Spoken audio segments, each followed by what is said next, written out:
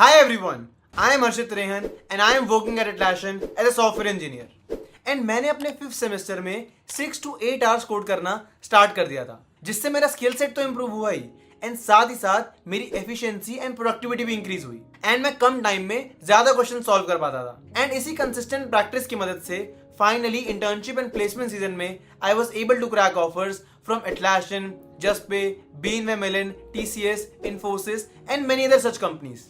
LinkedIn and YouTube पे मुझे काफी सारे students and working professionals reach out करते हैं एंड उनकी यही कुछ कॉमन सेट ऑफ क्वेरीज होती हैं कि भैया डेली कोडिंग कैसे करें, कोडिंग में कंसिस्टेंसी कैसे मेंटेन करें, डिस्ट्रैक्शन से कैसे बचें एंड इस पूरी जर्नी में मोटिवेटेड कैसे रहें। बट क्या मैंने डायरेक्टली 6 to 8 आवर्स कोडिंग करना स्टार्ट कर दिया था?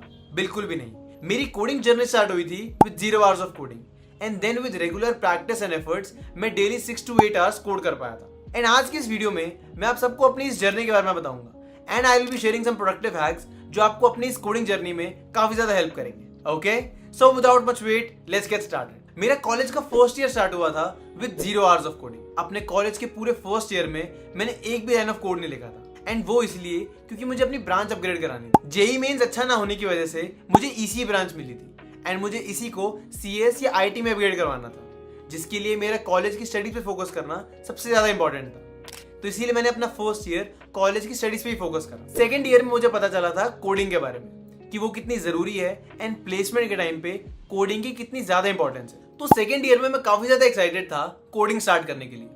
बट जिन ग्रुप ऑफ स्टूडेंट्स से मैंने कोडिंग स्टार्ट करने की एडवाइस मांगी थी उन्होंने मुझे डायरेक्टली बोल दिया कि आप कंपैरेटिव प्रोग्रामिंग से स्टार्ट कर लो, CodeChef and Codeforces पे कॉन्टेस्ट देने लग जाओ। अब मुझे ज्यादा पता नहीं था तो इसलिए मैंने उनकी एडवाइस मान ली एंड मैं चला गया था code chef and Codeforces पे कॉन्टेस्ट देने। बट क्योंकि मुझे कोडिंग बिल्कुल भी नहीं आती थी तो इसलिए मैं इन कॉन्टेस्ट में एक भी क्वेश्चन सॉल्व नहीं कर पाता था। बट स्टार्टिंग में मुझ में कोडिंग करने का जोश बहुत ज्यादा था तो इसलिए मैं 4 to 5 hours code chef and code forces के क्वेश्चंस ही करता रहता था। मुझसे मोस्टली क्वेश्चंस होते नहीं थे तो इसलिए मैं उनकी वीडियो सॉल्यूशंस देख लेता था यूट्यूब पर, जिससे मुझे थोड़ा बहुत समझ में आया था। बट धीरे धीरे मेरा कोडिंग में इंटरेस्ट लूज होने लग गया था क्योंकि मैं कभी भी एक भी क्वेश्चन खुद से सॉल्व नहीं कर पाता and her bar video solutions देखकर मुझे ये लगता था कि ये सॉल्यूशन अप्रोच तो मैं खुद से कभी सोच ही नहीं पाता। इसी वजह से जो टाइम मैंने इन्वेस्ट करना स्टार्ट करा था कोडिंग में वो धीरे धीरे डिक्रीज होने लग गया। मैंने स्टार्ट करा था with 4 to 5 hours of coding and धीरे धीरे मेरा टाइम रिड्यूस हुआ to 2 hours of coding and finally 1 महीने के बाद तो मैंने गिव अप ही कर दिया था क्योंकि मुझे लगने लगा था that coding is not my cup of T,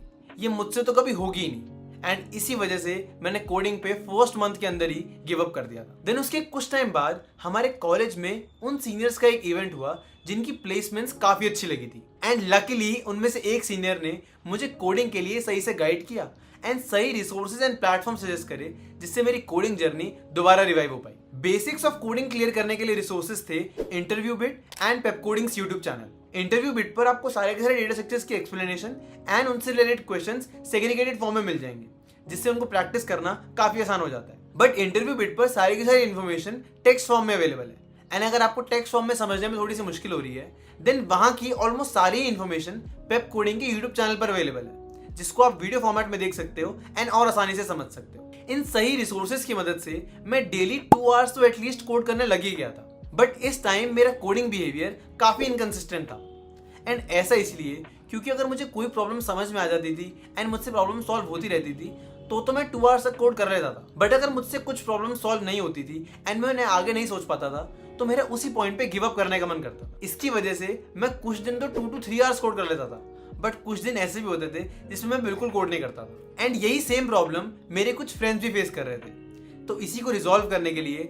हम सब ने मिलकर एक स्टडी ग्रुप बनाया जिसके अंदर मैं, मेरे फ्रेंड्स एंड कुछ और बच्चे थे जो रेगुलरली कोडिंग करा करते थे। एंड इस ग्रुप के अंदर एक चैलेंज होता था कि हम सबको डेली 7 to 10 क्वेश्चंस तो कोड करना ही है एंड उन सारे क्वेश्चंस के सॉल्यूशंस को ग्रुप में आके एक बार डिस्कस करना है एंड अगर किसी को नहीं समझ में आया तो उसको समझाना भी है। इस चैलेंज की वजह से सारे के सारे ग्रुप मेंबर्स के अंदर एक सेंस ऑफ कंपेटिटिवनेस आती थी एंड इसी की वजह से ऑलमोस्ट सारे group members daily 7 to 10 questions तो कोड कर ही लेते थे। इससे हम सबकी कंसिस्टेंसी भी काफी इंप्रूव हो गई थी एंड इस टाइम पीरियड में 7 to 10 क्वेश्चंस कोड करते करते 2 आवर्स ऑफ कोडिंग कब 4 आवर्स ऑफ कोडिंग में बदल गई ये पता ही नहीं लगा। ऑलमोस्ट 1.5 से 2 मंथ्स के अंदर हम सब ने इंटरव्यू बिट खत्म कर दिया था एंड इसके बाद हम सब शिफ्ट हो गए थे ऑन लीड कोड एंड वहां पर हमने स्टार्ट किया by solving lead codes 150 top interview questions list and उसी को हमने सॉल्व करने से लीड कोड करना स्टार्ट किया। यहाँ भी हम सबने सोचा था कि रोज 7 to 10 क्वेश्चंस तो कर ही लेंगे बट क्योंकि यहाँ के क्वेश्चन थोड़े से डिफिकल्ट थे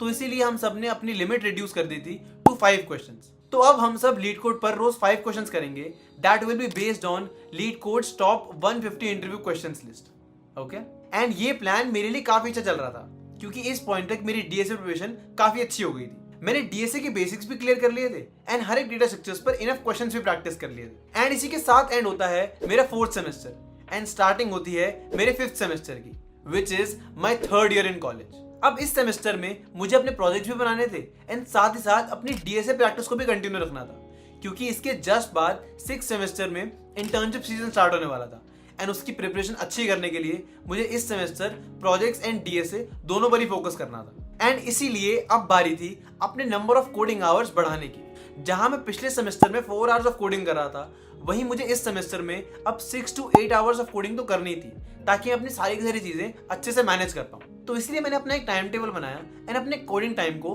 4 पार्ट्स में डिवाइड किया। सबसे पहला पार्ट था कॉन्टेस्ट। इस पॉइंट तक मैंने काफी डीएसए कर ली थी एंड काफी क्वेश्चंस की प्रैक्टिस कर ली थी एंड अब बारी थी उस प्रैक्टिस को टेस्ट करने की। एंड इसी के लिए मैंने स्टार्ट करा कॉन्टेस्ट देना। लीड कोड पर weekly and by weekly contest होते हैं एंड जो कॉन्टेस्ट ऑलरेडी हो चुके हैं वो भी पास कॉन्टेस्ट में अवेलेबल होते हैं। तो मैं उन्हीं पास कॉन्टेस्ट में से किसी एक कॉन्टेस्ट को उठाकर देने लग जाता था। इसमें मुझे 1.5 आवर्स के अंदर 4 कोडिंग क्वेश्चन सॉल्व करने होते थे एंड ऐसे मैं कंप्लीट करता था अपना first part of coding time.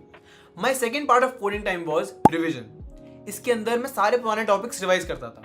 Jin topics के अंदर मैं वीक था या फिर कुछ ऐसे क्वेश्चंस जो मुझे इंपॉर्टेंट लगते थे उन सबको मैं रिवाइज करता था। इसको भी मैंने 1.5 आवर्स का टाइम अलॉट कर रखा था एंड ऐसे कंप्लीट करता था मैं अपना second part of coding time. My third part of coding time was new topics. इसके अंदर कोई भी ऐसा टॉपिक जो मैंने अभी तक नहीं कर रखा है या फिर किसी डेटा स्ट्रक्चर्स पे मुझे एक्स्ट्रा क्वेश्चंस प्रैक्टिस करने हैं, ये सारे के सारे काम मैं अपने third part of coding time में करता था। एंड इस पार्ट को भी मैंने 1.5 आवर्स का टाइम अलॉट कर रखा था। एंड अब बढ़ते हैं मेरे 4th and final part of coding time में, दैट इज प्रोजेक्ट्स। अब इस सेमेस्टर में प्रोजेक्ट्स बनाना बहुत ही ज्यादा इंपॉर्टेंट था क्योंकि रिज्यूमे में भी प्रोजेक्ट्स अपडेट करने थे एंड फाइनली इंटरव्यूज के अंदर भी प्रोजेक्ट रिलेटेड क्वेश्चंस तो पूछे जाने ही वाले थे। तो इसीलिए मैंने अपना remaining part of coding time projects के लिए डेडिकेट किया, जिसमें प्रोजेक्ट्स की प्रॉब्लम स्टेटमेंट सोचना, उन्हें कोड करना, टेस्ट करना, इश्यूज रिजॉल्व करना, ये सारा का सारा काम मैं अपने 4th part of coding time के अंदर करता था। एंड इसके लिए मैंने टाइम अलॉट कर रखा था 2.5 आवर्स का, क्योंकि इसके अंदर काफी सारी चीजें मुझे खुद से ही फिगर आउट करनी थी एंड इसी की वजह से इस पार्ट में मुझे ज्यादा टाइम लग सकता था। एंड ये सारा का सारा काम मैं 4 o'clock इवनिंग के बाद ही करता था, क्योंकि उससे पहले मेरा कॉलेज होता था।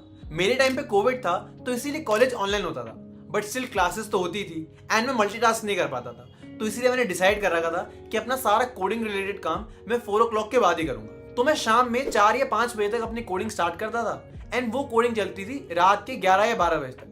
इसके बीच में अगर मुझे कुछ ब्रेक्स लेने हैं, फॉर एग्जांपल डिनर ब्रेक लेना है या फिर कुछ इवनिंग स्नैक्स का ब्रेक लेना है, तो भी मैं ले लिया करता था। एंड मैं ट्राई करता था कि इस पूरे टाइम पीरियड के अंदर मेरे चारों पार्ट्स ऑफ कोडिंग अच्छे से कंप्लीट हो जाए। एंड ये टाइम टेबल आप सबके लिए भी काफी सही रहेगा, क्योंकि अभी ऑफलाइन कॉलेजेस स्टार्ट हो गए हैं, बट मोस्टली कॉलेजेस 3 या 4 बजे तक ही होते हैं। एंड इसी वजह से आप अपनी कोडिंग के लिए 4 बजे के बाद आराम से टाइम निकाल सकते हो।